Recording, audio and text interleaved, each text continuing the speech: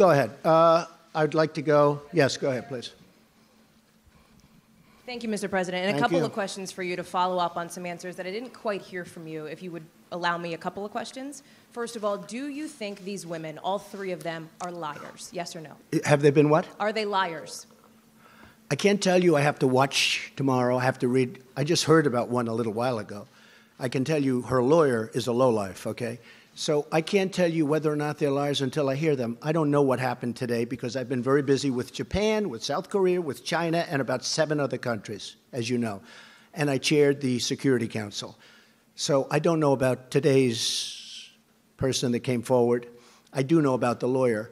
And you don't get much worse, bad reputation to take a look at his past. So as far as the other women are concerned, I'm going to see what happens tomorrow. I'm going to be watching. You know, believe it or not, I'm going to see what's said.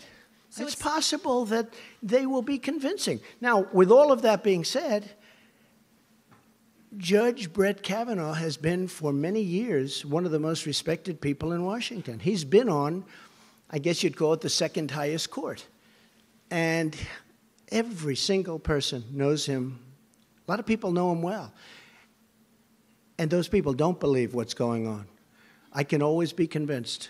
I have to hear it. It sounds like what you're saying is there is a situation, there is a scenario under which you would withdraw Brett Kavanaugh's nomination. Is that correct? If I thought he was guilty of something like this, yeah, sure. And you will wait until tomorrow to make up your mind? I want to watch. I want to see. I hope I can watch. I'm meeting with a lot of countries tomorrow, but I will certainly in some form be able to watch. And I'll also rely on some very fair and talented Republican senators who, look, if we brought George Washington here and we said, we have George Washington, the Democrats would vote against him, just so you understand.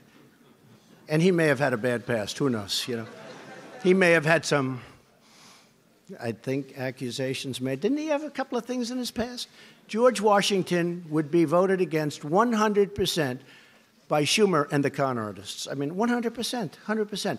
So it really doesn't matter from their standpoint. That's why when John asked about the FBI, if the FBI did the most thorough investigation in the history of the FBI and they found him to be 100% perfect, he would lose every single vote. Now, if the Republicans win tomorrow, I think you're going to get some votes from the Democrats. You know why? Because we all know why, because it's called politics. Then you'll probably get some votes. Okay, let's go. One more question? Yes. Just to follow up she stands up. I'd like to ask about 3 questions. It's not really fair to everyone else, but should I let her ask another question? Follow up on, go ahead. To follow up on a question that a colleague asked as well, about the benefit of the doubt that you have given to people like Roy Moore, to Roger Ailes, to Bill O'Reilly, to Brett Kavanaugh. They're all men. Why is that? It's not a benefit of the doubt. Has there ever been an instance when you've given the benefit of the doubt I've known to a them, woman? Haley, I've known them for a long time, and a lot of these people, a lot of people. And some I've been disappointed with. I have been disappointed with some. Others, you know, there are charges that are pretty weak. But I've known people for a long time. I never saw them do anything wrong.